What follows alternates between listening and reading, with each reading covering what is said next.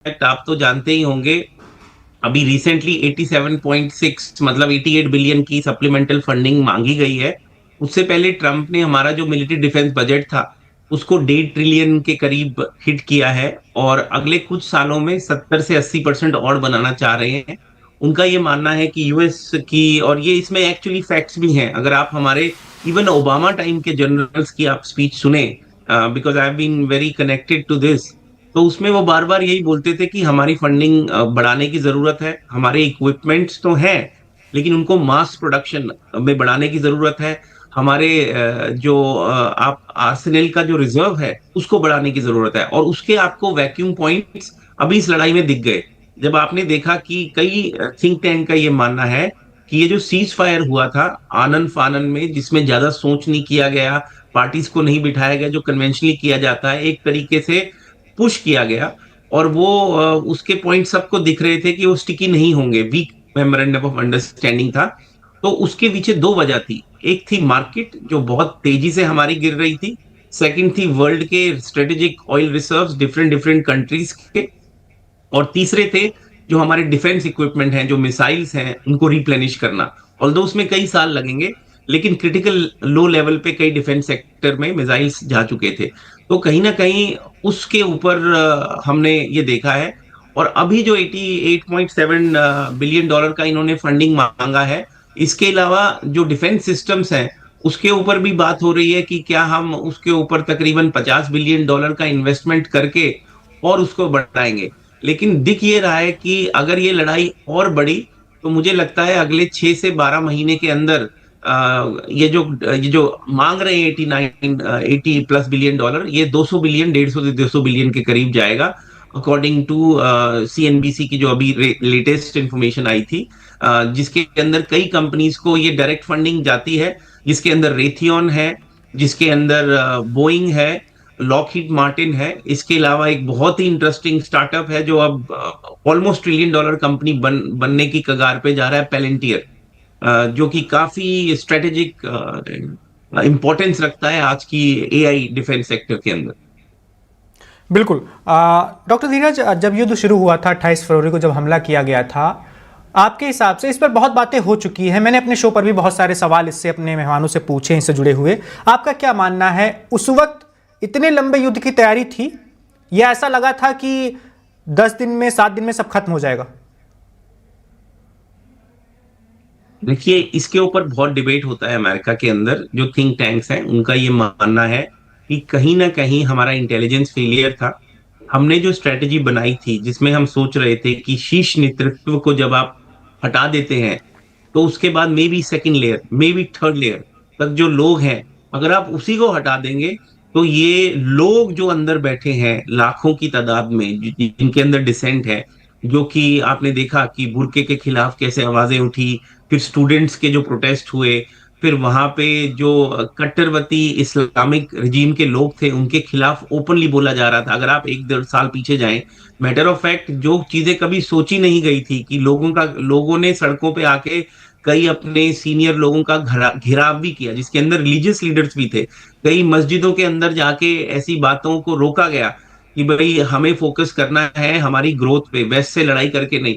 तो ऐसी ऐसी कुछ नॉन कन्वेंशनल चीजें हो रही थी जिसका एस्टिमेट जो यहाँ पे लगाकर गवर्नमेंट को दिया गया कि इस टाइम आपकी फल तैयार है कटने के लिए, तो आप उधर आए, आपको थोड़ा सा सपोर्ट ही देना है, लोग उठ खड़े होंगे। आपको याद होगा नेतन्याहू ने भी कई बार ईरान के लोगों को महान बताया, अपील दी कि हम आपके साथ हैं, आप खड़े हो जाइए। ट्रंप ने भी बोला, और जब पहली लड़ाई शुरू हुई तब उन्होंने बोला था ये आपके पास गोल्डन अवसर है अपनी गवर्नमेंट को ओवरथ्रो करने का, अब अगर नहीं करेंगे तो शायद कब नहीं कर पाएंगे। तो कहीं ना कहीं देखने में ये आ रहा है कि उनकी एस्टिमेट बहुत लॉन्ग से ऑफ थी, एज इन जो हम फाइनेंस सेक्टर में बात करते हैं कि दूर दूर तक का उसका रियलिटी से कोई लेना देना इतना कनेक्टेड नहीं था। ऑल्दो ये बात सही है, ईरान के लोगों पे बहुत एट्रोसिटीज हुई, वो लड़ने को तैयार थे, लेकिन उनकी मात्रा बहुत कम है। और दूसरी बात, आईआरजीसी का कंट्रोल एक्सट्रीमली स्ट्रांग है आज भी वहां पे। और जो भी आवाजें उठ रही थी, जैसे ही आयतुल्ला हटे, क्योंकि वो एक रिलीजियस लीडर भी हैं, वो सब कंसोलिडेट हो गए and they came behind the country. तो वो बैकफायर्ड हो गया, पॉइंट वन। पॉइंट टू ये समझना जरूरी है कि यहाँ के लोगों ने सोचा था कि ईरान की जब नेवी, एयरफोर्स और मिलिट्री के जो क्रिटिकल स्ट्रेटेजिक एरियाज हैं, एयर डिफेंस उठा लीजिए, उनके जो डेपोज हैं, जब उस पर अटैक आएगा तो ईरान घुटनों पे आएगा और बात करने के लिए आएगा। लेकिन वो बिल्कुल नहीं हुआ। मैटर ऑफ फैक्ट और हार्ड लाइन चीजें हो गई, और एक क्लियर निकल के आया कि आईआरजीसी के हाथ में बहुत ज्यादा पावर है। अगर आप आज भी देखें तो जितना भी उनकी सरकार डिफाई कर ले, लेकिन ये फैक्ट है कि आईआरजीसी के पास आज जो ताकत है वो पहले से ज्यादा है, आयतुल्ला के जमाने से ज्यादा है। और जो आयतुल्ला के जो बेटे हैं, स्वर्गीय आयतुल्ला के जो बेटे हैं, वो उस लेवल की पावर और कंट्रोल नहीं रखते हैं कंट्री के ऊपर जो कि आयतुल्ला के पास थी। और ऑब्वियस है, ये ऑब्वियस है, इसमें कोई हैरानी की बात नहीं है, क्योंकि जो आदमी दशकों तक पावर में बैठा है उसकी अलग कनेक्शंस हैं, उसका अलग रिस्पेक्ट है, वर्सेस द सन। लेकिन बिल्कुल मिसजजमेंट हुआ मुझे ऐसा लगता है, और हम इसकी लंबी लड़ाई के लिए तैयार नहीं थे, ना ही ये टाइम है। अमेरिकन इकोनॉमी आपको पता है इस टाइम थोड़े डिफिकल्ट समय के थ्रू गुजर रही है, और ग्लोबल वैश्विक इकोनॉमी भी गुजर रही है। आप तो इस बात को समझ पाएंगे, आज भी फाइनेंशियल सिस्टम्स ने पूरी तरीके से कोविड के बाद रिकवरी नहीं की है। अगर आप ग्रोथ सेक्टर अमेरिका के देखें तो वो अभी भी काफी लैग्ड है। और बड़े बड़े, अगर आप फाइनेंशियल सेक्टर में जाएं तो मैग 7 के अलावा भी जो 5-6 और कंपनी को हटा दीजिए तो एसएनपी में 40% के करीब उनका शेयर है। तो बाकी छोटी छोटी कंपनी तो बेयरली सरवाइव कर रही हैं। आपको जो नंबर्स दिखाई देते हैं वो एआई सेक्टर की जो कंपनीज हैं, मेगा कैप्स हैं, उन्होंने ही सारा कंसोलिडेशन रखा है। तो कहीं ना कहीं मार्केट्स का भी कॉन्फिडेंस इस टाइम कम है कि आगे हम ग्रोथ पे कैसे जाएंगे, रिस्क नहीं लेना चाहते लोग।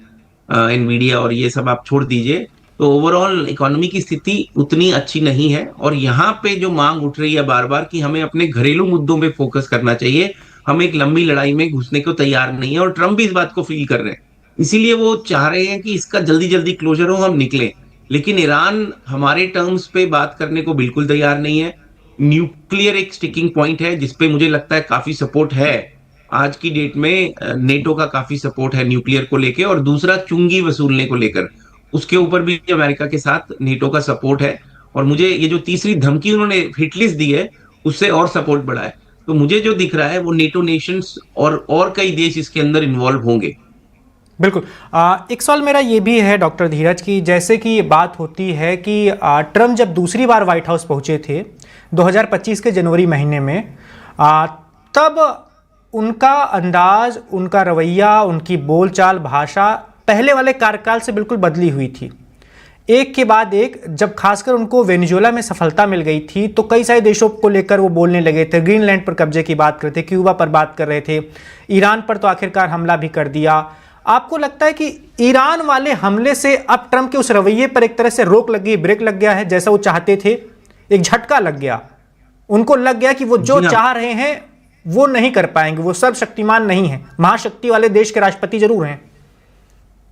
देखिए, मैंने ये इनकी कैंपेन बहुत क्लोजली देखी है, फॉलो की है, बहुत लोगों से बात की है इसके ऊपर। और मैं पर्सनली पेंसिल्वेनिया में था, जो गढ़ थी इसकी, स्विंग स्टेट, और मैं जिस काउंटी में था वहां से हमारे बाइडन, इसको स्क्रैंटन बोलते हैं पेंसिल्वेनिया, वहां से आते हैं। तो मैं काफी चीजें अटेंड की हैं।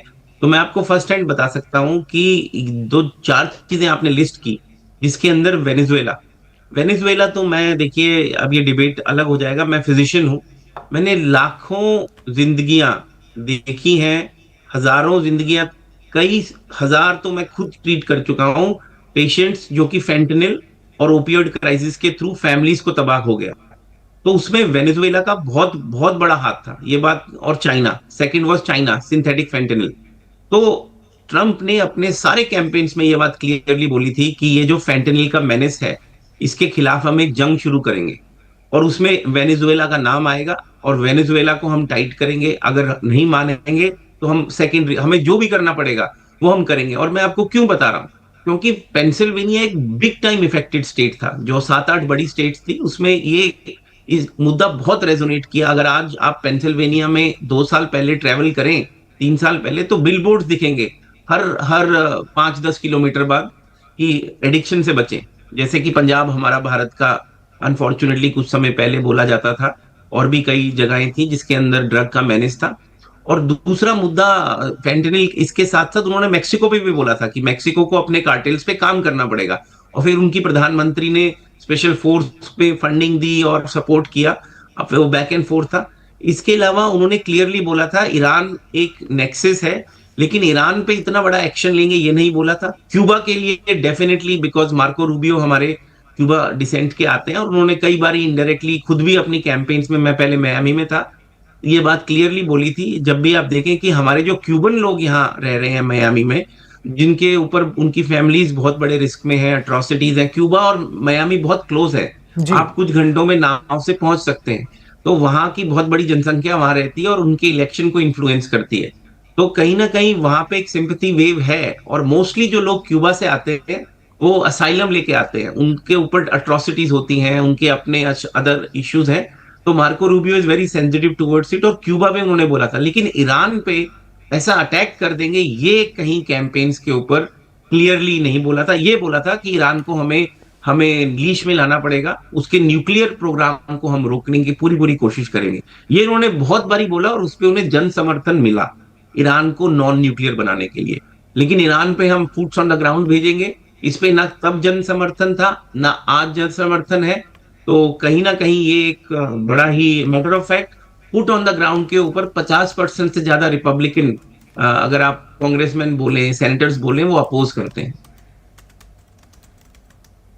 बिल्कुल। अभी ट्रंप के पास 2 साल से ज़्यादा का वक्त है वाइट हाउस में। आपको क्या लगता है, अभी वो रुक जाने वाले हैं? आगे की उनकी रणनीति क्या हो सकती है? मध्य पूर्व के साथ अमेरिका के रिश्तों में बदलाव आ सकता है, ऐसा बहुत सारे लोगों का मानना है। उनका कहना है कि जिन खाड़ी वाले देशों में अमेरिका ने अपने सैन्य अड्डे बना रखे थे, उनको ये उम्मीद थी कि जब भी कोई हमला होगा ये बचाव करेंगे हमारा, लेकिन वो बचाव तो हो नहीं पाया। सबको पता है कि ईरानी मिसाइलें, ईरानी ड्रोन्स, सऊदी अरब, यूएई, कतर, कुवैत, बहरीन, हर जगह जाकर उन्होंने तबाही मचाई है। क्या अमेरिका की ताकत पर से अब भरोसा उठेगा? जी, ये बहुत इंटरेस्टिंग क्वेश्चन आपने पूछा है, क्योंकि इसके दोनों तरफ के आंसर्स हैं जो हम लोग देख रहे हैं। उसमें पहला आंसर तो ये है कि यूएस को किसी वजह से इन सब देशों ने एक तरीके की अपनी रक्षा शील्ड बनाया, और वो रक्षा शील्ड बहुत इफेक्टिव थी। अगर आप स्ट्राइक्स भी देखें, जितने मिसाइल्स और ट्रेजेक्टरीज और ड्रोन्स उड़कर आई हैं, मोस्टली, अगर आप मोस्टली इन कंट्रीज को उठाकर देखिए, तो 90 से ज्यादा प्रतिशत को रोक दिया गया बाय एयर डिफेंस सिस्टम्स या डिफरेंट मीन्स। तो कहीं ना कहीं वो एक बहुत ही प्रोटेक्टिव शील्ड है। हाँ, कुछ उड़कर गिरी है और डेफिनेटली डिस्ट्रक्शन हुआ है। आज ही की जो रिपोर्ट आ रही है उसके अकॉर्डिंगली 17 यूएस जो हमारे मरीन्स हैं, जो हमारे फोर्सेस के लोग हैं, अलग अलग फोर्सेस के, वो मर गए हैं। और 100 से ज्यादा लोगों को, आपने जो मेंशन किया बिल्कुल सही, चोटें आई हैं। और जिनको चोटें आई हैं उसमें 50% से ज्यादा बहुत ही माइनर चोटें हैं। अगर आप रिपोर्ट देखें जी। तो 50% ज्यादा माइनर चोटें हैं। और आपने ये भी बताया कि उन्होंने रीइंस्टेट कर दिया, ये मेरे पास जानकारी नहीं है, पर ये कंफर्म्ड है कि 50% से ज्यादा को माइनर चोटें हैं, जिसमें हॉस्पिटलाइजेशन या आईसीयू की रिक्वायरमेंट नहीं है। 15 से 20% लोग ऐसे हैं जो एडमिटेड हैं, और 10-15% लोग ऐसे हैं जो सीरियस है, मतलब लॉस ऑफ लिम्ब के या लॉस ऑफ लाइफ अभी भी हो सकती है, जो बहुत अनफॉर्चुनेट है। तो डेफिनेटली 17 लोगों की एडमिट किया है यूएस ने, और इतना बड़ा कन्फ्लिक्ट है तो नुकसान तो होगा। एयरक्राफ्ट कैरियर्स के ऊपर जो हमारे अटैक्स हुए हैं उसको लेकर हमें अपने एयरक्राफ्ट कैरियर्स को भी रिपोजिशन करना पड़ा, जहां से उनकी जो अटैकिंग एबिलिटीज है जेट्स की, वो इफेक्टिव नहीं रह जाती। तो कई बैक एंड फोर्थ इसमें हुई है। लेकिन देखिए, हमें ये जानना जरूरी है कि जो ईरान का जो इक्विपमेंट है उसकी इंफॉर्मेशन यूएस को पहले से थी, इसमें कोई दो राय नहीं है। लेकिन हमें ये नहीं पता था जो जो इंटेलिजेंस शेयरिंग और upgrade of navigation from satellites of China मिलेगा ईरान को, वो इस लेवल तक होगा। कुछ हद तक चाइना ने इसमें बहुत बड़ा रोल प्ले किया है टू सपोर्ट ईरान, ईरान की प्रिसीजन फायरिंग और गाइडिंग, साथ में रशिया ने भी किया है। वो जो इंटेलिजेंस शेयरिंग है, उससे हमारे कई एसेट्स और हमारे मित्रों के कई एसेट्स को काफी भारी नुकसान झेलना पड़ा। जब ये वॉर रुकेगी तो एक पूरा एनालिसिस होगा, जिसमें मुझे लगता है क्लियर कट दिखकर आएगा, जैसे अब दिखकर आ रहा है कि अमेरिका डेफिनेटली इंटेलिजेंस शेयर करता है यूक्रेन के साथ, जिस वजह से, और यूरोपियन देश जिस वजह से काफी देर तक यूक्रेन फाइट कर पा रहा है और हमने उन्हें एम्युनिशंस दिए हैं। चाइना ने डायरेक्टली सामने आकर एम्युनिशंस ईरान को दिए हैं नहीं दिए हैं अभी तक ओपनली कन्फेस नहीं है।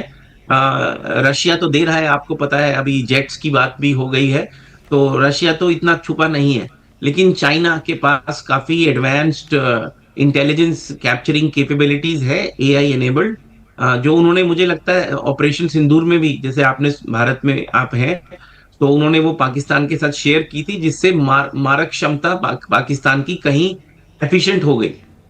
तो China is playing the game behind the wall. लेकिन हम सबको पता है वो हम पे क्या हो रहा है। अमेरिका चाइना के खिलाफ ज्यादा एक्शन नहीं ले सकता, क्योंकि हमारी लिमिटेशंस है, रेयर अर्थ की हैं, सेमीकंडक्टर चिप्स की हैं। कुछ हद तक ताइवान को हम ब्लॉक नहीं देख सकते, बिकॉज टीएसएमसी आज भी वर्ल्ड की 35% चिप्स वहीं से, ताइवान से आ रही हैं। ऑल्दो मैं सिलिकॉन वैली कैलिफोर्निया में हूँ, अब बहुत सारी टीएसएमसी की मैन्युफैक्चरिंग यूएस में लग रही है। तो this is a very critical next few years in the world. America, आप कितने भी ताकतवर हों, इस टाइम आप चाइना से कंफ्लिक्ट नहीं ले सकते, अनफॉर्चुनेटली। बिल्कुल। एक बात और होती है कि रूस और यूक्रेन भी एक युद्ध लड़ रहे हैं। 4 साल से ज़्यादा का वक्त हो गया है। जब ईरान वाला युद्ध शुरू हुआ तो बहुत सारे लोगों ने कहा कि अब अमेरिका खुद एक युद्ध में फंस चुका है, तो अब वो यूक्रेन की वैसी मदद नहीं कर पाएगा जैसा कि वो करता आ रहा था। इससे रूस को फायदा मिलेगा। और कई सारे लोगों को यह भी मानना है, अमेरिका अगर इस वक्त इस 4, 5, 10 सालों में युद्ध में फंसा रहता है तो चीन को भी इससे बहुत फायदा मिलने वाला है। चीन जो हमेशा से ही, जिसका सपना है एक वैश्विक महाशक्ति बनने का, एक बेहद ही ताकतवर देश बनने का, और इस अपनी महत्वाकांक्षी सपने को लेकर वो काम भी कर रहा है लगातार। फिर चाहे उसकी आर्थिक प्रगति देख लीजिए आप, उसके सैन्य खर्चों को देख लीजिए, बजट लगातार बढ़ाता जा रहा है। क्या रूस और चीन पूरा फायदा उठाने की कोशिश कर रहे हैं? वो चाह रहे हैं कि अमेरिका भी और फंसा रहे इन युद्धों में? हाँ जी, बिल्कुल, आपने बिल्कुल सही पॉइंट आउट किया। मैटर ऑफ फैक्ट, अमेरिका को वॉर में लॉन्ग फंसाना पे बहुत बड़ा हाथ चाइना का है। इसमें मैं बिल्कुल आपसे सहमत हूँ, और डेफिनेटली रशिया का भी होगा। लेकिन चाइना एक साइलेंट प्लेयर है, क्योंकि आज वर्ल्ड के अंदर अगर आप दो महाशक्तियां देखें जो ओपनली कुछ हद तक और हिडन फुली तरीके से ऑपोजिशन में है, वो चाइना और अमेरिका है। एक वर्ल्ड की ओल्डेस्ट डेमोक्रेसी है और एक वर्ल्ड की फास्टेस्ट ग्रोइंग पावर है इस टाइम, इसमें कोई दो राय नहीं है। मैटर ऑफ फैक्ट, आज वर्ल्ड की जितनी भी आप टेक्नोलॉजीज उठाइए, देखिए मैं आर्टिफिशियल इंटेलिजेंस में, मेरा एरिया ऑफ एक्सपर्टीज आप समझिए है, तो मैं आपको ये बता सकता हूँ वर्ल्ड की जो टॉप 3 ग्रोइंग एरियाज हैं ग्रोथ के, जो इंजन है, एक है एआई, जिसके रिलेटेड आप सेमीकंडक्टर चिप्स उठा लीजिए, डाटा सेंटर्स उठा लीजिए। दूसरी है रिन्यूएबल एनर्जी, जिसके अंदर सोलर पैनल्स आते हैं, बैटरीज आती हैं टू स्टोर दैट एनर्जी। तीसरा है स्पेस, स्पेस एक्सप्लोरेशन, रॉकेटरी, तो और रोबोटिक्स चौथा। तो अगर इन चारों फील्ड्स को आप डाइसेक्ट करें, एआई और सेमीकंडक्टर की एडवांस चिप्स को छोड़ दीजिए, तो बाकी में सब में अमेरिका और चाइना 19-20 का ही फर्क रह गया है इस टाइम। रोबोटिक्स में matter of fact China is 19-20 फर्क, लेकिन उनकी कॉस्ट ऑफ रोबोट इज 1/3 और हाफ। बैटरी स्टोरेज में China is way ahead of America. Cars के अंदर अगर ईवी की बात करें तो BYD और नियो की क्वालिटी ऑफ कार आपको 1/3, 40% में आपको वो सारे फीचर्स उन गाड़ियों में मिल रहे हैं जो यहाँ की गाड़ियों में मिलते हैं 40% प्राइस में। $1 लाख की गाड़ी 40,000 में आपको मिल रही है, सेम फीचर्स। तो चाइना तो ईवी रेस में आगे है यूएस में, कोई दो राय नहीं है। टेस्ला की ऑटोनोमस ड्राइविंग अगर आप उठाइए, वो थोड़ी सी अलग है, एडवांस्ड है, मैं खुद यूज कर चुका हूं बहुत बारी। तो उसके मुकाबले Chinese autonomous driving is getting closer right there. लेकिन ओवरऑल इस वर्ल्ड के अंदर बहुत क्लोज है। रॉकेटरी के अंदर डेफिनेटली अभी फर्क है 15-20, मतलब अगर चाइना 15 है तो यूएस 20 है। एआई के अंदर मैंने आपको बताया 18-20 का फर्क है, लेकिन रॉकेटरी के अंदर बड़ी तेजी से बढ़ रहे हैं, और बाकी फील्ड्स में भी वो बहुत ईवी में आगे निकल चुके हैं। रोबोट्स में आपने देखा बहुत आगे हैं। तो मतलब बहुत कट टू कट है। वर्ल्ड की सबसे बड़ी नेवी इस टाइम चाइनीज है, वर्ल्ड की one of the most advanced navies इस टाइम चाइनीज है, वर्ल्ड की सबसे तेजी से बढ़ने वाली सबमरीन फ्लीट इस टाइम चाइनीज है। अगर आप एयरक्राफ्ट कैरियर्स देखें नेक्स्ट जनरेशन के, वो चाइना बना रहा है। दुनिया के सबसे ज्यादा शिप्स जो यूएस में बनते थे, यूरोप में बनते थे, अब 30, 35, 38% सब China China is having the lead. और ये एक पॉइंट था जो ट्रम्प ने पेंसिल्वेनिया में बहुत बारी रेस किया कि मैं जॉब्स क्रिएट करना चाहता हूँ। शिप बिल्डिंग एक लाखों लोगों को एम्प्लॉय करता है, हम क्यों खरीदेंगे चाइना से शिप, हम अपने खुद बनाएंगे सप्लाई चेन के लिए। मैं इस बात का समर्थक भी हूं कि अमेरिका में जॉब्स की बहुत कमी है, उससे बढ़ेगी। लेकिन overall China is playing the game hidden. ये चाहते हैं कि जैसे रशिया को यूक्रेन वॉर ने घेर रखा है। और मैं आपको एक नंबर देता हूं, ये बिल्कुल सही बात है, अमेरिका ने अपनी सपोर्ट यूक्रेन को कम कर दी। और जब से जेलेंस्की के साथ आपने देखा था वो जी इंटरव्यू बिल्कुल, व्हाइट हाउस में ऐतिहासिक क्या कुछ व्हाइट हुआ हाउस था। में हुआ था, हाँ उन्होंने क्लियरली बोला था हम आपको ज्यादा सपोर्ट नहीं कर पाएंगे, हमारे घरेलू बहुत मुद्दे हैं, हमें उस पर फोकस रखना है।